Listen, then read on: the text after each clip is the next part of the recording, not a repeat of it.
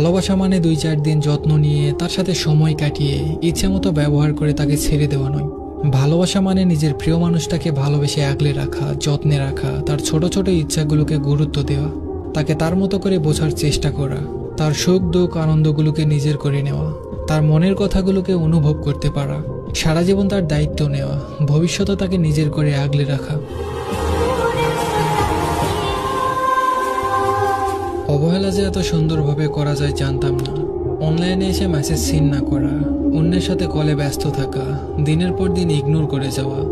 আসলে যে থাকার জন্য আসে না তার পায়ে ধরলেও সে থাকবে না, আর যে থাকার জন্য আসে তাকে কখনো ভালোবাসা বোঝাতে হবে না।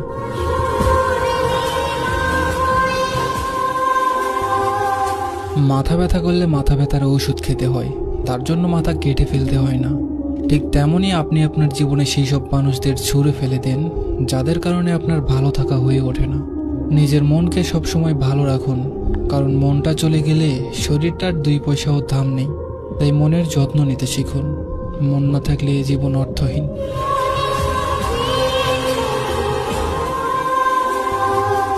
মানুষটার থেকে সরে যেতে আপনার যতটা কষ্ট হবে, তার চেয়ে বেশি কষ্ট হবে তার সাথে কাটানো মুহূর্তগুলো ভুলে যেতে।